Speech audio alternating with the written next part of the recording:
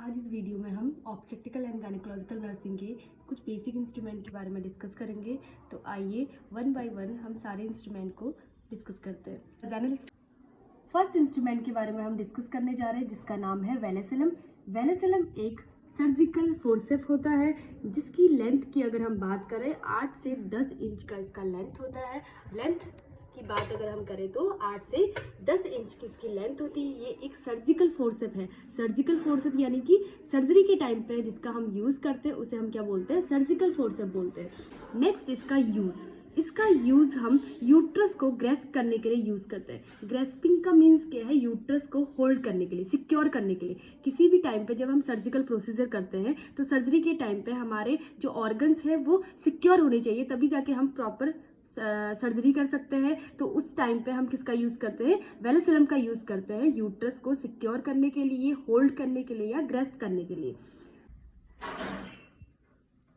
Next one, parts of vulsellum. तो first part vulsellum का है फिंगर रिंग। इस एरिया को फिंगर रिंग बोलते हैं। फिंगर रिंग्स बोलने का रीज़न ये है क्योंकि इसमें हम क्या करते हैं, जब भी हम ये इंस्ट्रूमेंट को होल्ड करते हैं तो हमारी फिंगर्स इसके अंदर में जाती है, तो इस वजह से हम क्या बोलते हैं, इसको फिंगर रिंग्स के नाम से जानते हैं। और नेक्स्ट वन है बॉक्स लॉक। इस पार्ट को हम बॉक्स लॉक के नाम से जानते हैं। ये एरिया लॉक हो जाता है, इस तरीके से इसको लॉक कर सकते हैं, ऐसे ओपन कर सकते हैं और इस तरीके से ये लॉक हो जाता है। तो इस एरिया को हम क्या बोलते हैं, box lock. The next one है सैंक।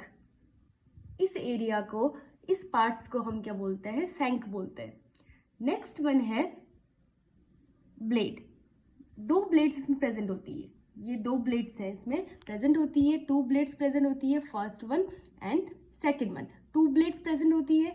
और सबसे अपर वाला एरिया, इस वाले एरिया को, इस पार्ट्स को हम क्या बोलते हैं, टीथ बोलते हैं। 3 से 4 टीथ वेलेसिलम में प्रेजेंट होती है और इन टीथ का साइज भी डिफरेंट साइज के होते हैं। वेलेसिलम के अकॉर्डिंग साइज चेंज होती रहता है। टीथ 3 से 4 टीथ प्रेजेंट होती है वेलेसिलम में। तो अगर हम दोबारा डिस्कस करें तो फर्स्ट पार्ट है finger ring, second one lock, third one shank, fourth one blade and fifth one area teeth. 3 से 4 टीथ प्रेजेंट होती है। नेक्स्ट आर्टिकल का नाम है ग्रीन आर्मटेज हीमोस्टैटिक फोर्सेप। ये है हमारा ग्रीन आर्मटेज हीमोस्टैटिक फोर्सेप। इसका अगर हम यूज़ देखें तो टिश्यू, यूट्रस के जो टिश्यू होते हैं उनको होल्ड करने का काम करते हैं। जिस भी टाइम पे हम यूट्रस को मोबिलाइज करना है या रिमूव करना है, रिमूव करते समय हम क्या करते हैं, टिश्यू, यूट्रस के जो टिश्यू होते हैं उनको होल्ड करने के लिए, ग्रेस्प करने के लिए हम क्या करते हैं, ग्रीन आर्मटेज हीमोस्टैटिक फोर्सेप का यूज़ करते हैं। इसका नेक्स्ट फंक्शन है एलएससीएस के टाइम पे ब्लीडिंग को कंट्रोल करने के लिए हम इसका क्या यूज़ करते हैं, इस इंस्ट्रूमेंट का यूज़ करते हैं। होता क्या है, हम इसको कहाँ पे अप्लाई करते हैं, इंसीजन के अपर एंड लोअर एज में इसका अप्लाई करते हैं।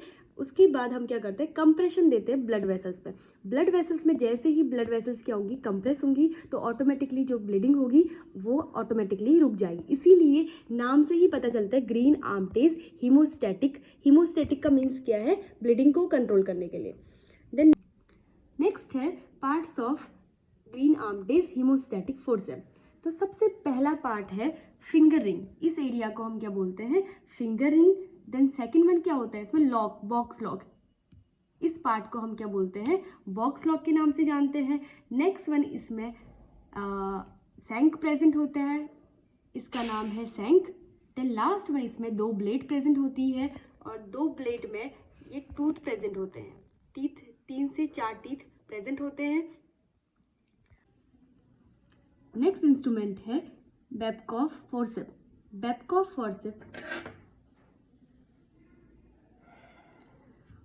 फोर्सेप का यूज़ हम ट्यूबुलर स्ट्रक्चर को ग्रेस्प करने के लिए यूज़ करते हैं। ट्यूबुलर स्ट्रक्चर का means like tube like structure, जैसे फोर्सेप ट्यूब। ट्यूबेक्टमी के टाइम पे, ट्यूबेक्टमी एक फीमेल स्टरलाइजेशन है, फीमेल स्टरलाइजेशन के टाइम पे ट्यूब को, फैलोपियन ट्यूब को होल्ड करने के लिए हम बेबकॉफ फोर्सेप का यूज़ करते हैं। बेबकॉफ फोर्सेप और ट्रॉमेटिक होते हैं क्योंकि जो इसके टीथ, जो इसका होल्ड करने वाला एरिया होता है वो शार्प नहीं होता है। अगर शार्प नहीं होगा तो जिससे कि कोई भी ट्रॉमा नहीं हो सकता है, तो ये अट्रॉमेटिक होता है। नेक्स्ट वन है इसके पार्ट्स। सबसे पहला finger ring, next one lock, box lock, next one sharp, next blade, 2 blade present होती है, और जो टिप वाला एरिया होता है टूथलेस होता है। अभी तक हमने डिस्कस किया था जिसमें टूथ प्रेजेंट है। अब बेबकॉफ एक ऐसा इंस्ट्रूमेंट है जिसमें टूथ प्रेजेंट नहीं होते, ये टूथलेस होता है, जिसकी वजह से जो एरिया है जहाँ पे भी हम अप्लाई करते हैं वहाँ पे कोई भी ट्रॉमा नहीं होता है। नेक्स्ट इंस्ट्रूमेंट है ओवम फोर्सेप्स।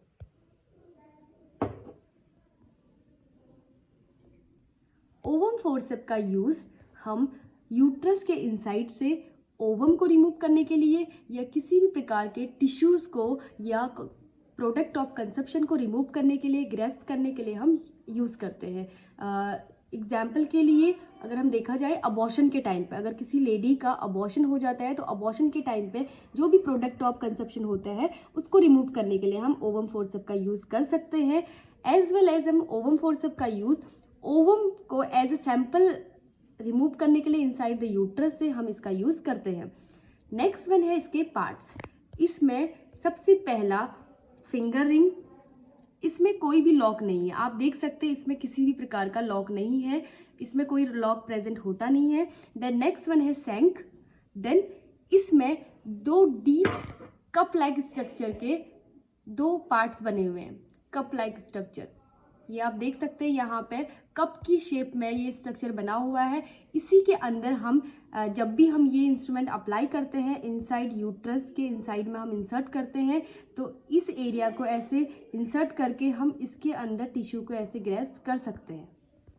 नेक्स्ट इंस्ट्रूमेंट है बालफोर रिट्रैक्टर। इसका नाम क्या है? Balfour retractor.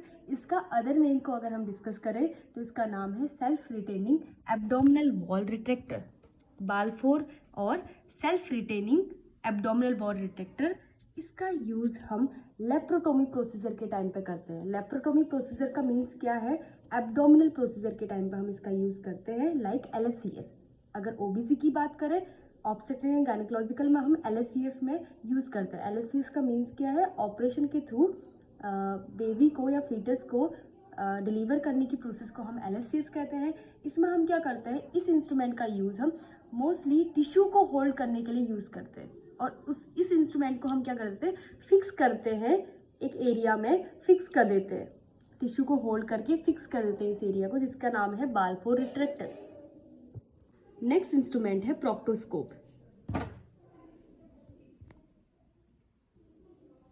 यह एक हॉलो ट्यूब लाइक स्ट्रक्चर होता है जिसके एंड में लाइट लगी रहती है, और इसको हम एज अ टिश्यू सैंपल लेने के लिए भी यूज़ करते हैं, और रेक्टम और एनस के एग्जामिनेशन के लिए इस प्रोक्टोस्कोप का यूज़ किया जाता है। स्कोप का मतलब क्या है? विजुलाइजेशन। प्रोक्टो का मीन्स है एनस और रेक्टम। एनस और रेक्टम के एग्जामिनेशन के लिए इस इंस्ट्रूमेंट का यूज़ करते हैं। इसके पार्ट्स को डिस्कस करें तो इसके 2 पार्ट्स होते हैं, एक है ऑब्चुरेटर, इस पार्ट्स को हम बोलते हैं ऑब्चुरेटर। नेक्स्ट वन है प्रोक्टोस्कोपिक सीट, इस पार्ट्स को हम बोलते हैं प्रोक्टोस्कोपिक सीट। तो इसको हम सबसे पहले इसको अप्लाई करने का कैसे है तरीका, इसको हम रेक्टम के अंदर इंसर्ट करते हैं, देन ऑब्चुरेटर से हम विजिबल करते हैं कि कोई आगे मास फॉर्मेशन तो नहीं है। नेक्स्ट इंस्ट्रूमेंट है फीटोस्कोप। फीटोस्कोप को अगर हम देखें, स्कोप का मीन्स है विजुलाइजेशन, फीटो का मीन्स है फीटस। इस इंस्ट्रूमेंट को हम फीटस की हार्ट साउंड को सुनने के लिए यूज़ करते हैं, फीटस की हार्ट रेट को सुनने के लिए इस इंस्ट्रूमेंट का यूज़ करते हैं, जिसका अदर नेम है पिनार्ड फीटोस्कोप। फीटोस्कोप का अदर नेम है पिनार्ड फीटोस्कोप, जिसका यूज़ हम फीटस की हार्ट साउंड सुनने के लिए यूज़ करते हैं, यानी कि फीटस के बारे में इंफॉर्मेशन गैदर करने के लिए हम इस इंस्ट्रूमेंट का यूज़ करते हैं। नेक्स्ट इंस्ट्रूमेंट है किडनी ट्रे। इस इंस्ट्रूमेंट को हम किडनी ट्रे के नाम से जानते हैं। किडनी ट्रे का यूज़ हम किस लिए करते हैं? नेक्स्ट इंस्ट्रूमेंट है किडनी ट्रे।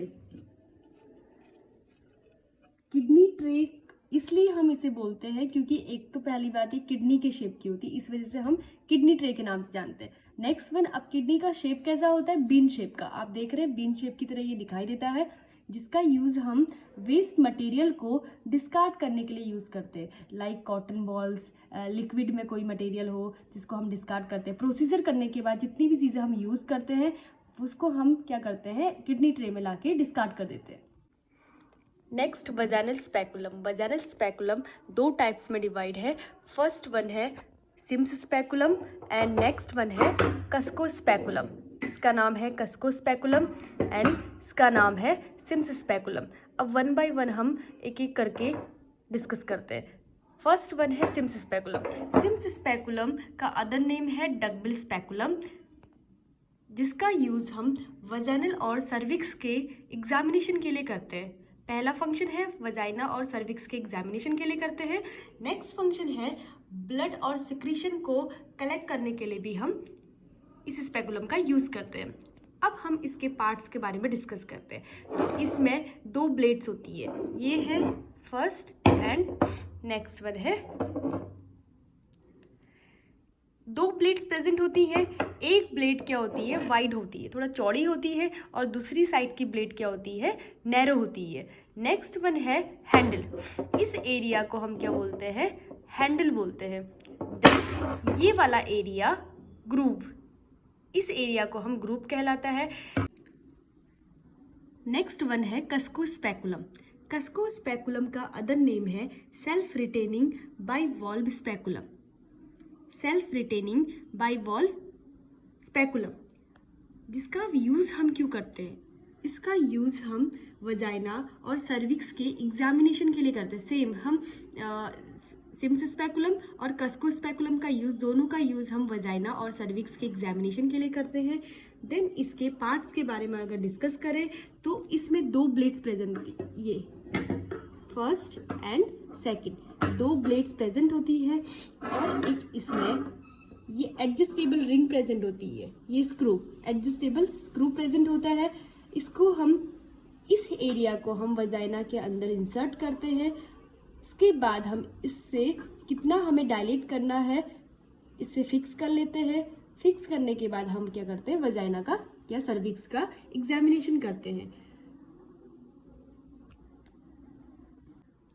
नेक्स्ट इंस्ट्रूमेंट है निडल होल्डर। निडल होल्डर का यूज़ सूचर्स निडल्स को होल्ड करने के लिए यूज़ करते हैं। किसी भी सर्जिकल प्रोसीजर के टाइम पे अगर हम सूचरिंग कर रहे हैं, तो इंसीजन की सूचरिंग कर रहे हैं, तो उस निडल को होल्ड करने के लिए हम निडल होल्डर का यूज़ करते हैं। Parts of needle holder. सबसे पहला पार्ट है फिंगरिंग। इस पार्ट्स को हम फिंगर रिंग्स बोलते हैं। द नेक्स्ट वन है बॉक्स लॉक, ये है बॉक्स लॉक। नेक्स्ट वन है सेंक, इस एरिया को सेंक बोलते हैं। देन इस एरिया को जॉइंट कहते हैं। द लास्ट वन है जॉ। अब निडल होल्डर को हम कैसे आइडेंटिफाई कर सकते हैं? अगर हम इसको ओपन करेंगे तो इसके बीच में एक छोटा सा होल होता है, तो इससे हम इजीली स्टूडेंट के लिए आइडेंटिफाई करना इजी हो जाता है निडल होल्डर को कैसे हम आइडेंटिफाई कर सकते हैं। नेक्स्ट है anterior vaginal wall retractor. Anterior vaginal wall retractor का यूज़ हम एंटीरियर वजाइनल वॉल को विजुलाइज करने के लिए यूज़ करते हैं। जो एंटीरियर वजाइनल वॉल है उसको देखने के लिए हम इस इंस्ट्रूमेंट का यूज़ करते हैं, जिसका नाम है एंटीरियर वजाइनल वॉल रिट्रैक्टर।